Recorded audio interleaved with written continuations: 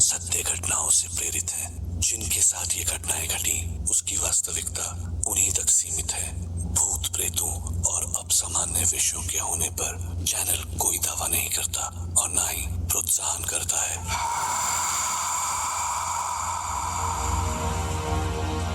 कहते हैं कल्पना हकीकत से ज्यादा बड़ी और अद्भुत होती है, लेकिन सच और सपने के बीच का फासला भी बहुत कम होता है। कई बार हमारे साथ घटी घटनाएं हमारे लिए तो हकीकत होती हैं, पर औरों के लिए कोरी कल्पना। मैं डॉक्टर नागर, पेशे से मनोवैज्ञानिक और पैशन से ह्यूमन माइंड का फैन, हर रात आपके पास लेकर आऊंगा मुझसे मिले कुछ लोगों की आप बीती, कुछ घटनाएं, कुछ किस्से जिन्हें सुन के आप भी सोचने लगेंगे कि क्या वो सच था। आज हम सुनेंगे मुंबई से अनुज जोशी की कहानी। अनुज जो भूत प्रेतों की बातों पर विश्वास नहीं करते थे। वो रात थी 16 दिसंबर 2007 की। मैं मुंबई पुणे एक्सप्रेसवे पर तकरीबन 100 के ऊपर की स्पीड से मुंबई वापस आ रहा। बारिश में गाड़ी तेज चलाने का मजा ही कुछ और है। पर मेरी लाइफ में आगे क्या होने वाला था मुझे उसका बिल्कुल भी अंदाजा नहीं था। मैं मस्त बारिश को चीरता हुआ गाड़ी दौड़ा रहा था कि अचानक मेरा ध्यान पेट्रोल इंडिकेटर पर गया। एंड आई रियलाइज कि पेट्रोल लगभग खत्म हो चुका है। एज एक्सपेक्टेड अगले 10 सेकंड में ही गाड़ी बंद पड़ी। Oh hell, the only way out was डब्बा लेकर पेट्रोल पंप तक जाओ और वापस आओ। तेज बारिश और 5 किलोमीटर का वॉक। उफ, खैर डब्बा लेकर बाहर बारिश में निकला।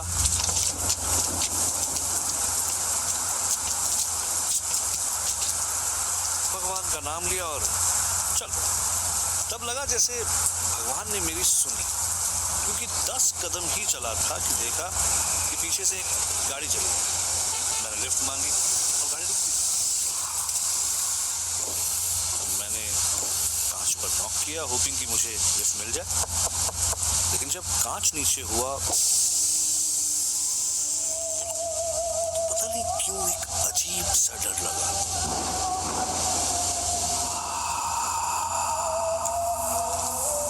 अंदर झांक के देखा तो सिर्फ एक बूढ़ा आदमी गाड़ी चला रहा था। नीला सूट, नीली हैट और बड़ी बड़ी आंखें। हेलो, मैंने कहा। वो आदमी मेरी तरफ मुड़ा और मुस्कुराया, लेकिन वो मुस्कान बहुत अजीब सी थी, ऑलमोस्ट क्रीपी। और तब उसने अपना मुंह खोला और उस आदमी की आवाज सुनकर ऐसा लगा मानो किसी ने मेरी पीठ पर बर्फ डाल दिया। उसने कहा, सच एक बार मन में आया कि तुरंत यहाँ से भाग जाऊं, पर मैंने अपने आप को संभाला और कहा, सर लिफ्ट मिलेगी? मुझे आगे 5 किलोमीटर तक जाना है, पेट्रोल पंप तक। उस आदमी ने अपनी उसी ही पतली और अजीब सी आवाज में जवाब दिया, जरूर आओ, बैठो। Thank you sir.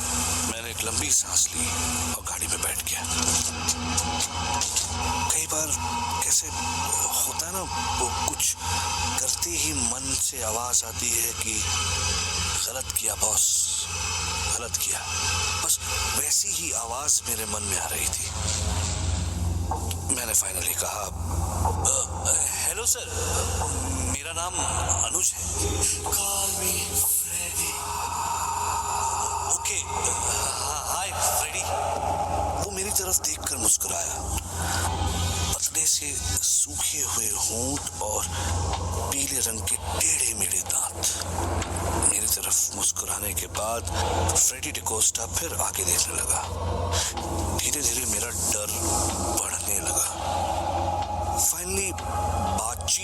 के इंटेंशन से मेरे मन में जो आया मैंने कह दिया। आप बहुत खुश लग रहे हैं मिस्टर फ्रेडी। ओह यस, मैं बहुत खुश हूँ।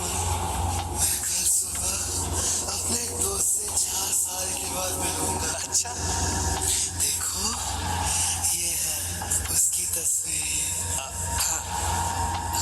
और उसने मुझे एक आदमी की तस्वीर दिखाई। मोटा सा आदमी, उम्र लगभग 50। ओह, तो इसलिए फ्रेडी मुस्कुरा रहे थे। मेरी जान में जान आई। थोड़ा गिल्टी भी फील हुआ, लेकिन इससे पहले मैं कुछ कहता सामने पेट्रोल पंप आ गया। मैंने फाइनली फ्रेडी से कहा, एक बार फिर से thank you sir. Oh sorry Freddy. That is all right.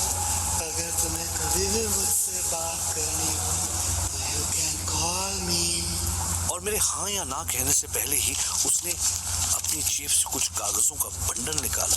काफी पुराने कागज थे वो, और उनमें से उसने एक कागज का कोना फाड़ा और उसमें लिखा फ्रेडी डिकोस्टा और अपना टेलीफोन नंबर और बैंड्रा वेस्ट का अपना एड्रेस।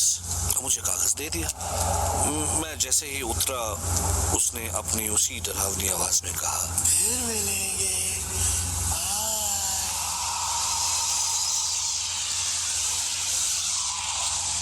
और तुरंत कार निकल गई। मैं उसके तुरंत बाद अपने कपड़ों को बचाते हुए पेट्रोल पंप में घुसा। वहां खड़े पेट्रोल अटेंडेंट ने मुझे देखकर पूछा, क्या साहब, आपकी गाड़ी बंद पड़ गई है क्या? हाँ यार, तो अच्छा हुआ कि लिफ्ट मिल गई। लिफ्ट? काय का लिफ्ट साहब? आप कितने दूर से चलते आ रहे हैं? सही मायने में मुझे अब डर लग रहा था।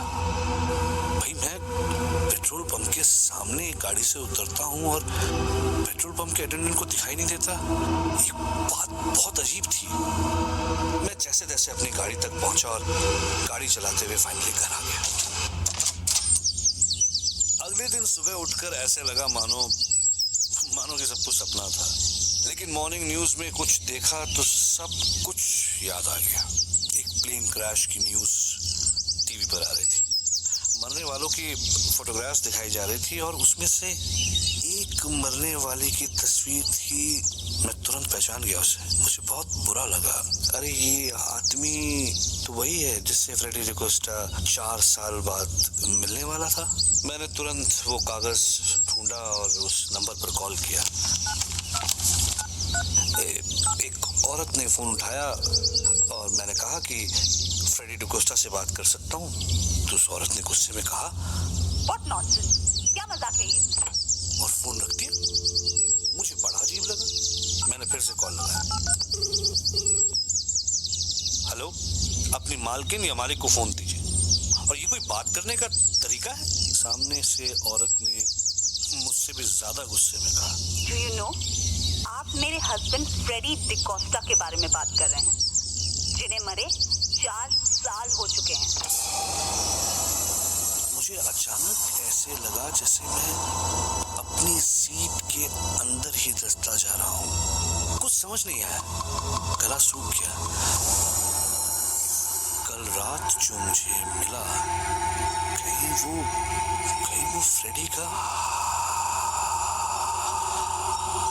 अब सिर्फ एक ही चारा बाकी था कि मैं उसकी बीवी से जाकर मिलूं।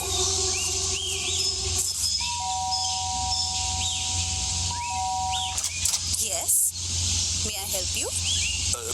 जी, मेरा नाम अनुज है। वो मैंने आपसे फोन पर बात की थी आपके हस्बैंड फ्रेडी के You? तुम जाते हो या मैं पुलिस को बुलाऊं?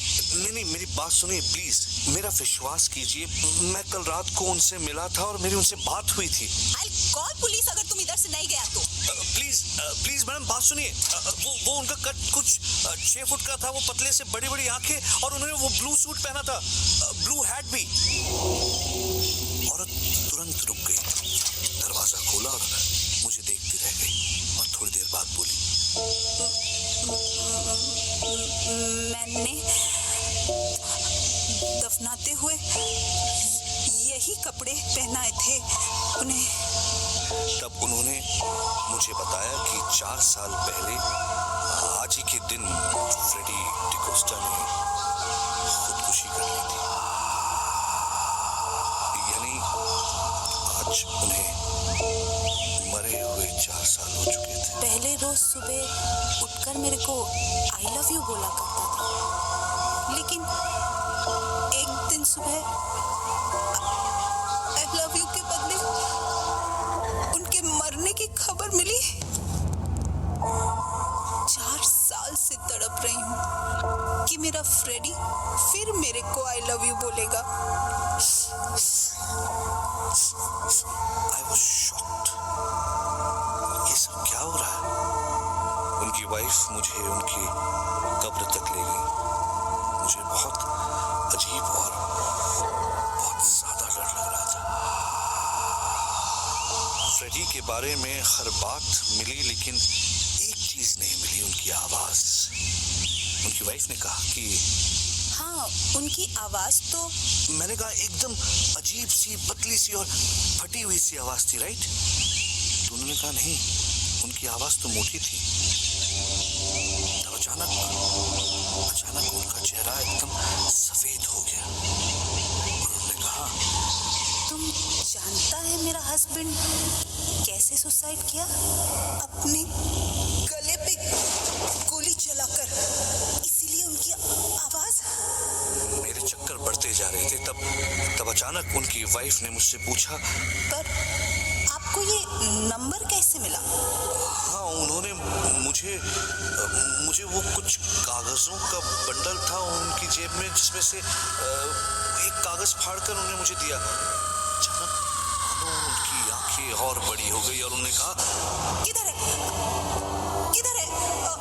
मुझे वो कागज दे दो अभी, प्लीज मुझे वो कागज दे दीजिए। देखिए इसमें लिखा है फ्रेडी डिकोस्टा, ये फोन नंबर और ये एड्रेस। उस कागज को उन्होंने कुछ ऐसे छुआ जैसे कोई बहुत कीमती चीज हो, और उन्होंने कहा, फ्रेडी आर्मी में था और मैं उसको हमेशा चिट्ठी लिखता था, और ये कागज तो। उन्होंने कागज को पलटा और पीछे उन्हीं के अक्षरों में लिखा था, आई लव यू, और वो रो पड़ी। मैंने वो कागज हाथ में लिया और ऐसे लगा जैसे उस कागज में इलेक्ट्रिसिटी थी। मैंने कहा, देखिए ना, इट्स एज इफ फ्रेडी 4 साल के बाद आपके पास आए हैं और वो आपसे कह रहे हैं। जब मैंने अपने अगले शब्द कहने के लिए मुंह खोला तो मेरी अपनी आवाज मुझे अलग लग रही थी। मैंने कहा, आपसे वो कह रहे हैं कि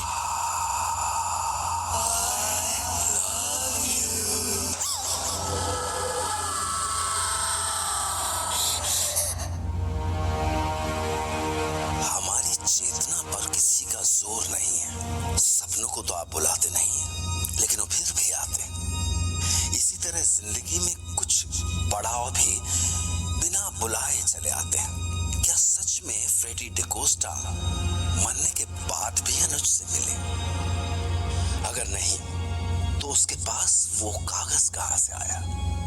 क्या सच में मरने के बाद उनकी आवाज बदल गई थी? और क्या सच में उन्होंने